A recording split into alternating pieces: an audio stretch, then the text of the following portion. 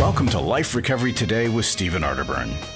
In the next half hour, you'll obtain insights and tools to transform your life using the biblical principles found in the 12-step program. We believe everyone can benefit from a life recovery experience because we all have struggles in life.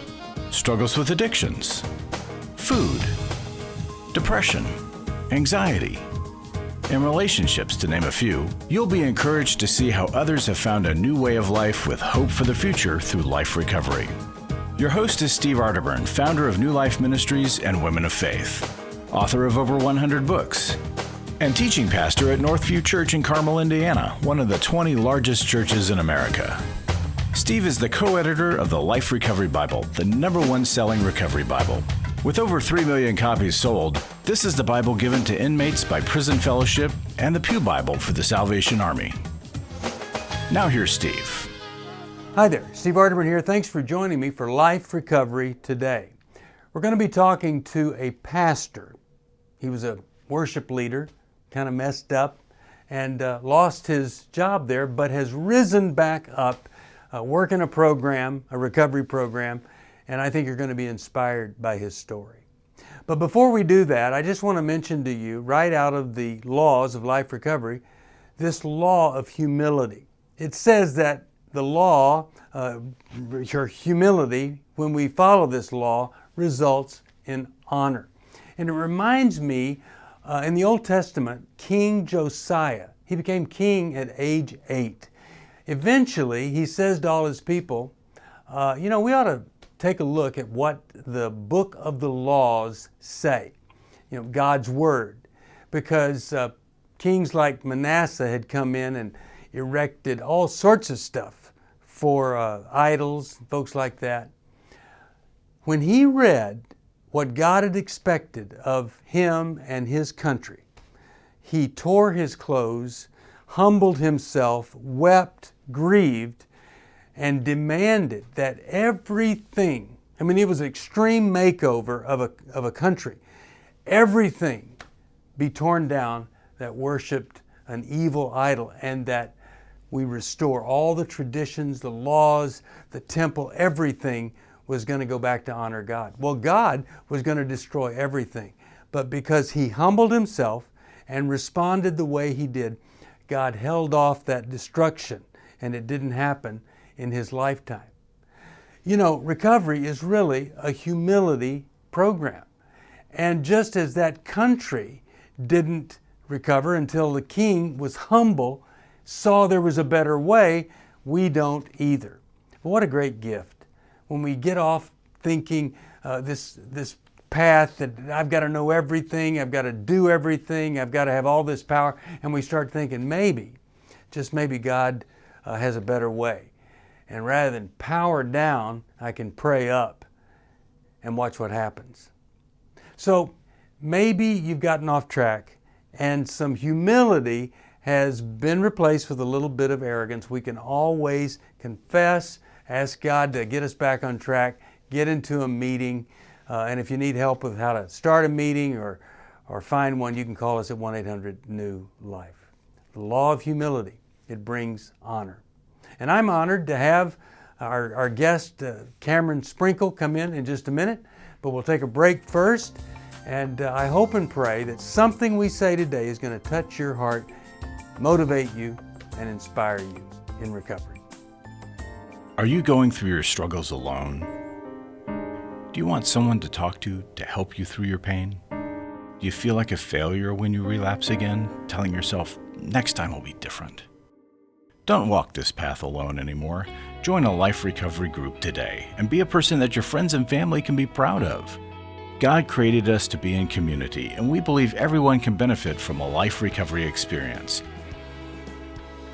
There are life recovery groups all over the country, and if there isn't one in your area, we can help you start one. Life Recovery brings recovery to you, right where you are. You'll take a journey with others to find healing and freedom. Whether you're looking to join a group or start one, New Life Ministries is here for you. Call us at 1-800-NEW-LIFE or visit liferecoverytoday.net.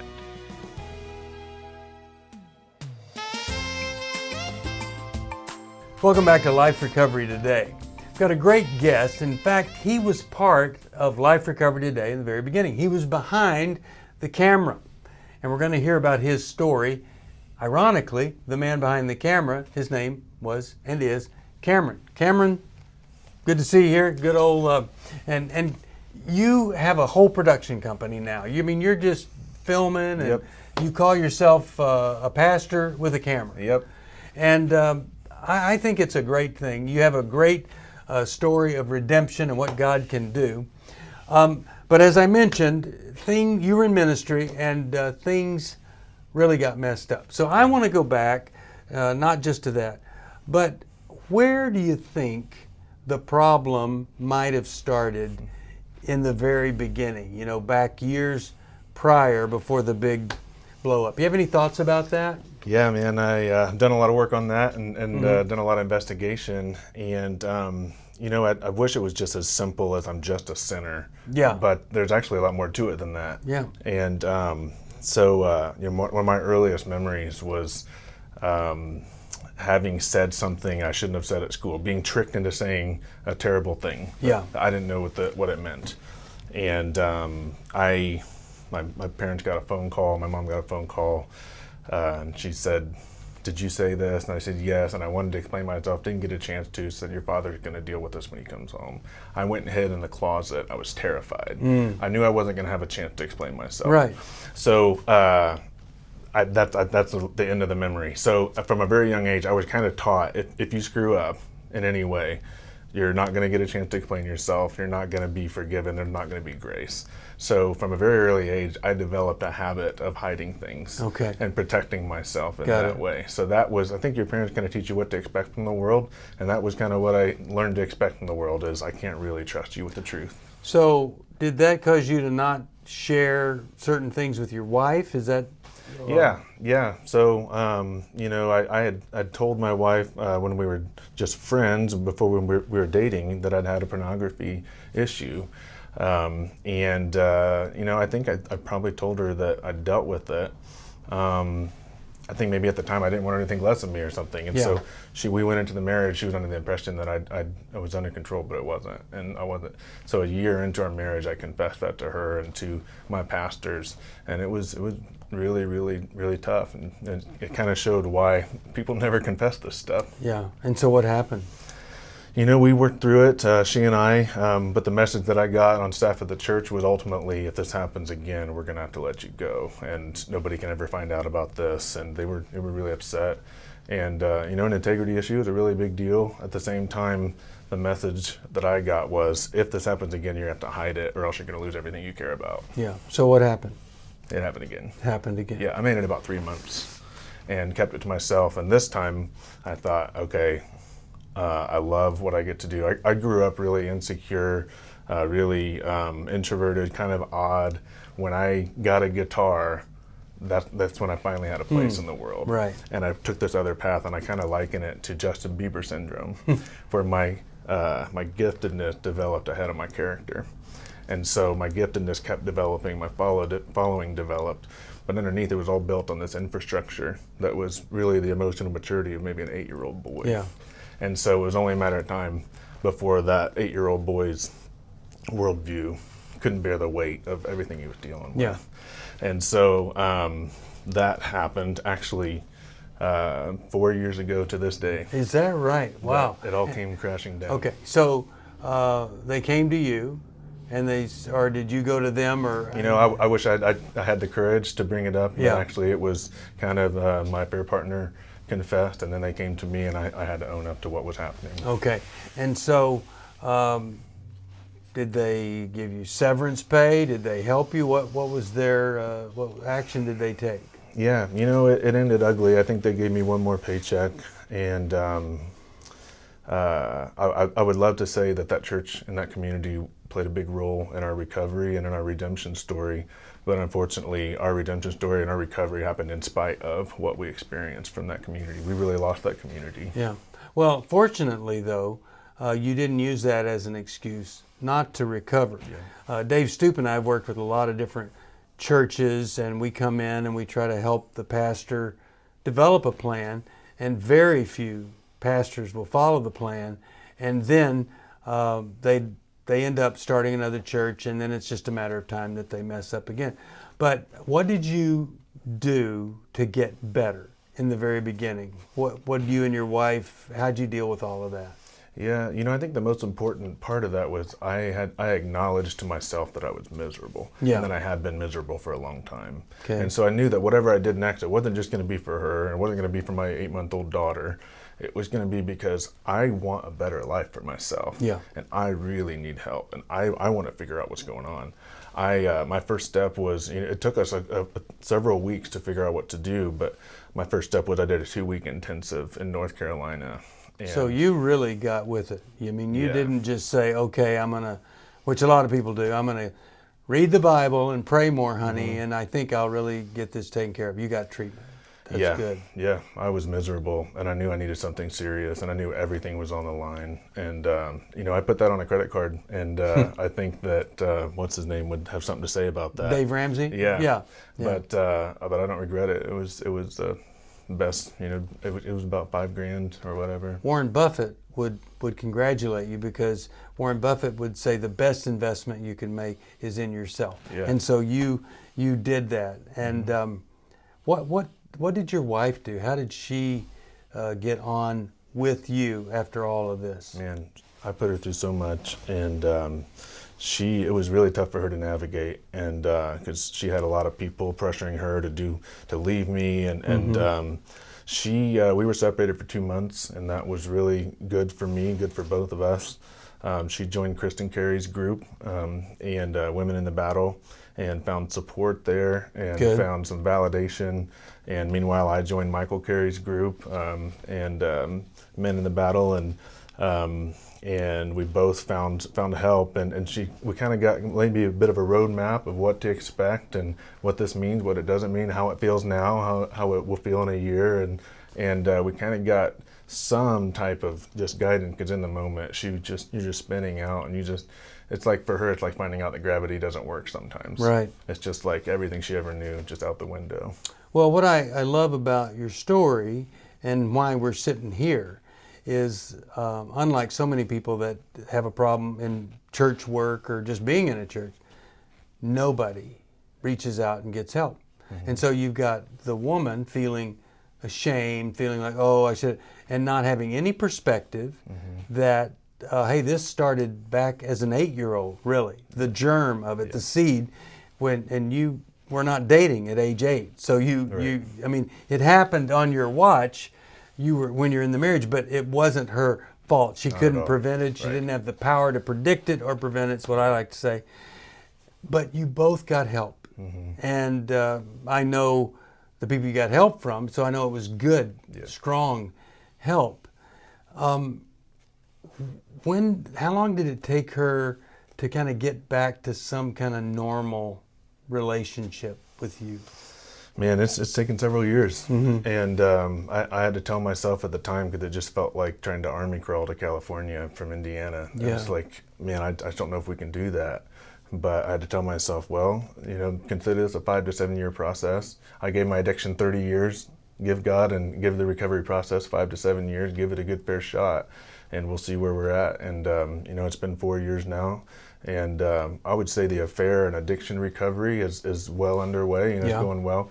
We're dealing with, okay, what was our marriage before the affair happened? What are the dynamics that were happening? How can we untangle those things? Because it's one thing to recover from the affair or the addiction, but if you just get back to the marriage you had before it, then you're probably going to be back on the same track. No, well, that's really great, and a lot of people don't ever do that. They don't have an addiction, but they never say, hey, we've got some stuff going on here. We're not perfect. No couple is. Let's get together and do some work. So I suspect at the end of this, you'll have the marriage that you would have never had if this hadn't happened. Not that we want it to happen. Yeah. And we'll take a break. When we come back, I want to talk to you about some things that you've learned that maybe would benefit other folks. So we'll do that. Sure. Anyway, maybe you know someone who is struggling. And, you call 1-800-NEW-LIFE, and they'll tell you how you could help someone that's struggling. Same number, 1-800-NEW-LIFE. If you're struggling with a sexual integrity problem, they can help you right there. We'll be back. It's hard to find a trusted friend when you're in crisis. Someone who's been there and understands, but who also has the training and skill to give you practical help. Family, friends, and churches want to help, but often they're not equipped to care for those dealing with problems like addiction and pornography, infidelity, anger, depression. New Life Ministries is here to provide help and hope in life's hardest places. We're not focused on making people feel better. We're focused on helping people do the work that will help them be better. At New Life, we have resources available to help you, like books, DVDs, CDs, workshops, and our network of licensed counselors.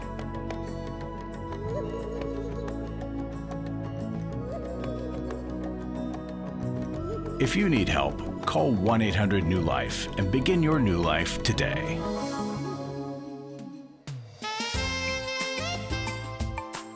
Welcome back to Life Recovery Today. Really thrilled to have Cameron talking about his own recovery and what happened after he lost his job in the church. So what I'm interested in now, I mean, you've gotten in recovery, you actually went into treatment, and somehow you guys landed with Michael and Kristen Carey. Yep. Both of them have been on, and of course Misty was Kristen's sponsor, and then Misty would tell you that she's gone on to exceed her in her recovery process. But in all of this, tell me something that you didn't know about men, recovery, addiction, but you know it now and it's helpful. Is there anything you can think of that, man, this is something that it's opened the door to this new knowledge I didn't have? Yeah, for sure. I mean, I think one of the things I learned is that it's really good to be connected to men who aren't like you. And I used to think that, okay, I'm an emotional guy. There's not a lot of guys like that. I'm complex. There's not a lot of guys like that. Actually, I think all men are emotional and all men are complex. Yeah, I think we do have emotions, and we are definitely complex beings, definitely. Yeah, and when I went into a recovery group with Michael Carey's group, I got put in a group of men where Jesus was the only common denominator. Okay. And our struggle with sexual brokenness. And these are men that, you know, I probably wouldn't have chosen to, we didn't have any commonality, but learning to listen and learning to sit and find ways to relate, just use these social and spiritual muscles that I'd never used. They were underdeveloped, right, because I was always looking for people, guys who were like me, because I didn't feel safe with manly men or right, with, you know, any other type of man besides myself. So you've learned it's healthy to be with some men that aren't like you. Yep. I think that's huge, because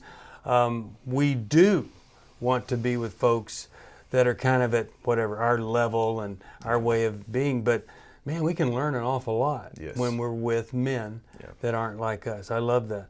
So what else in working the steps, has there been anything that's kind of been a glaring new insight that you've had?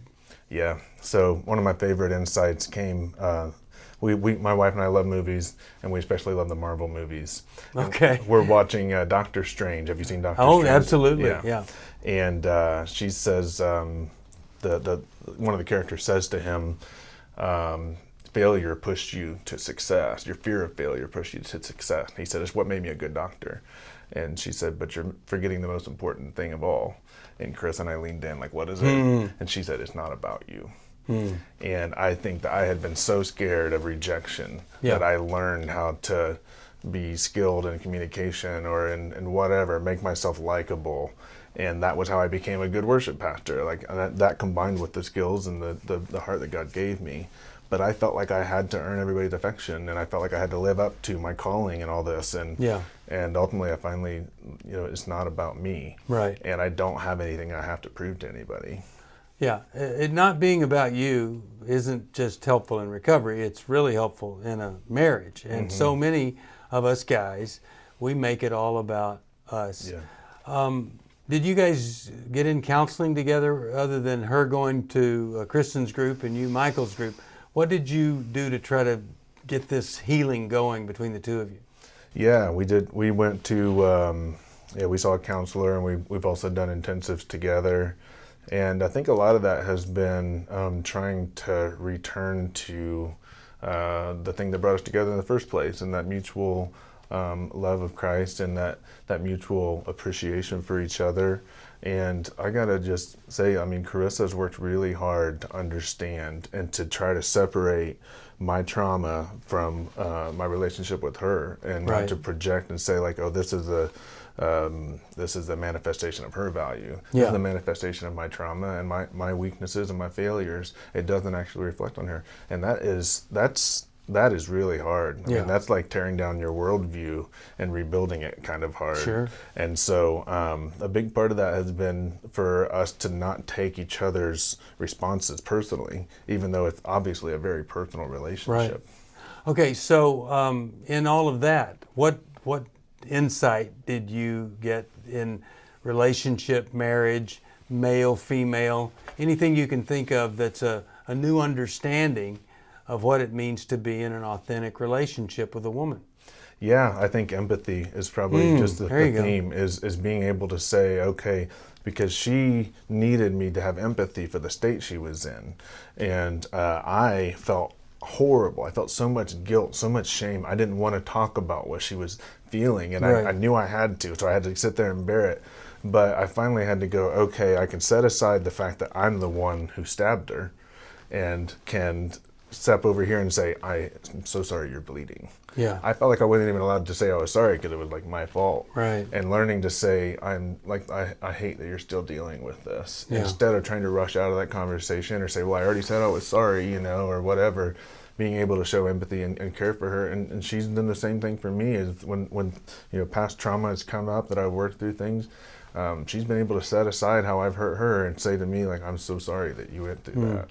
Well, I'm glad that she had Kristen to kind of help her get to that place. Kristen was huge for her. And both of you just struggling together rather than separately, because I'm sure when you were doing your thing, if she's like all other women, she sensed there's something here. There's some kind of problem here. So let's say a guy is just doing a little pornography here and there. At least that's the way he says it, but it's really pretty serious. What do you say? What's important for that guy to think, do, if he's going to have a really great life, not walking around feeling the shame of a little boy looking at dirty pictures? Yeah. Well, I think the first thing is to try to take an unemotional look at what's happening and go, okay, you're in a casino. You were playing against the house. Everything in here is designed to take your money. Yeah. You think you're gambling just a little bit. You think you're pulling this off. You're not. Right. You're not getting out of here with your money. You're not winning that money back. Yeah. So you have to go, okay, I'm in debt. I'm going to stop now. I'm gonna cut my losses and go ahead and come forth with this confession, because you have to. That's what it took for me, is to realize, like, I thought I was gonna work my way out of this and pull this off somehow. You're not pulling it off. Well, I think that is a tremendous insight, and I've never heard anybody say it that way, but I'll say it, and that is that everything in the pornography industry is against you. It's just like cigarettes. You might think you're smoking because you enjoy cigarettes. You're not. They got you addicted. The nicotine is the thing that is causing you to spend tons of money that you don't want to spend. And literally, the porn industry has your number. And the only way you're ever going to be free is to humble yourself and do what Cameron did and get into recovery, no matter how you get found out or confess or whatever. I've got some future insights right after this. Thanks, Cameron, for being here. We'll be back in 1 minute. Life recovery isn't just about making the courageous choice to give up an addiction or dependency. It's a journey towards health, wholeness, and becoming your very best you. If you need resources to help you in your journey, we can help. There are many life recovery resources that you can do on your own, with a group, or with your church.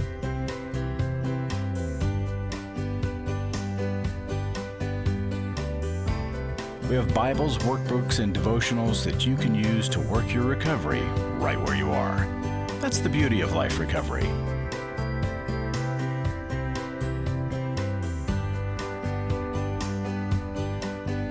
To learn more or to get the Life Recovery Bible or any other life recovery resource, visit liferecoverytoday.net or call us at 1-800-NEW-LIFE. 1-800-NEW-LIFE.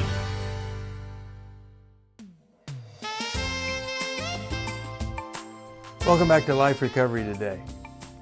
So Cameron is an example of what every human being can experience. You know, he mentioned that it wasn't just a matter of, saying, okay, I sinned and let's get over it. But every sinner that I've ever met gets addicted to whatever sin is their favorite, whether it's gossip or, well, you name it. But also, I've never met an addict who wasn't deeply involved in sin. I've been there. I know what that's like. And so just feeling forgiven or asking forgiveness, it's not enough. We have to finally admit that we have an extreme limitation. We do not have the power in and of ourselves to get over this. But when we finally surrender, there is a gift that emerges. It's one of the 12 gifts of life recovery. And it is the gift of power. And I don't know how people ever think that they're going to have enough power to not just live with the normal stresses of life, but also this huge, dark cloud of addiction. It's horrible. And you know what you do? You feel shame, you feel weak, and you get scared to death. God didn't give us a spirit of fear. And through the Holy Spirit and our faith in the Lord, we can experience power we never dreamed we would have. It's a supernatural power called the power of the Holy Spirit. And it's available to anybody who's willing to humble themselves and surrender to God, because we, in and of ourselves, don't have enough power to alter our lives. I hope that if you are in any kind of dependency, struggle, flirting with any kind of addiction or sin, that you would use Cameron as an example. It doesn't matter if you get fired or you quit or whatever.